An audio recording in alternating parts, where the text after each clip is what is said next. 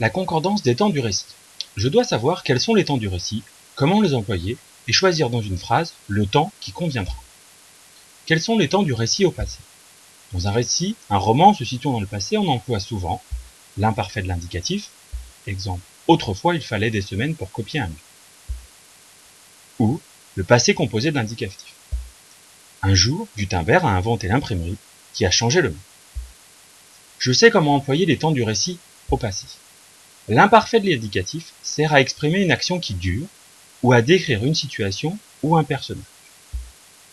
Exemple, la rue de Rivoli était déserte. La nuit tombait et les lumières commençaient à s'allumer.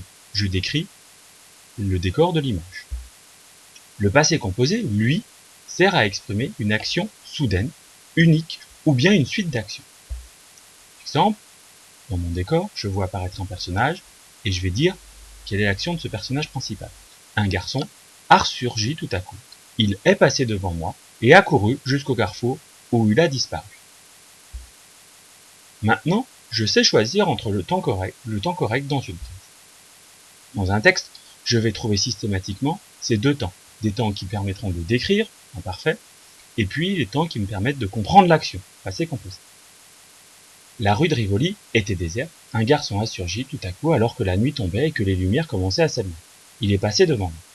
Je vois bien que les verbes à l'imparfait me permettent de décrire le décor, l'image, alors que les verbes au passé composé me permettent de décrire ce qui se passe, les actions mises en place par mon personnage principal, ou la suite d'actions qu'il fait.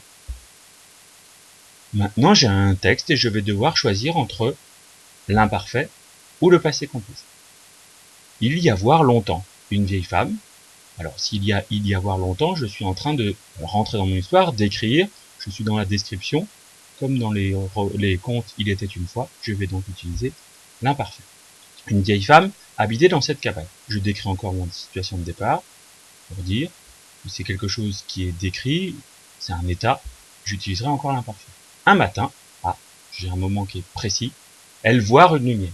Action unique, qui n'arrive qu'une fois, donc je vais choisir le passé composé. Une lumière qui venir de la forêt. Cette lumière, apparemment, elle était là avant qu'elle la voie, c'est quelque chose qui dure, une action longue. Je décris ce qui était le décor, et donc je vais choisir l'imparfait. Elle essayait de s'en approcher. Action de mon personnage principal, action unique, passé composé. Mais la lumière s'évanouit aussitôt.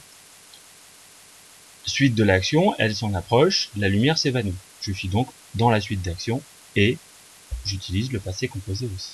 Ainsi, mon texte donnera « Il y avait longtemps, une vieille femme habitait dans cette cabane. Un matin, elle a vu une lumière qui venait de la forêt.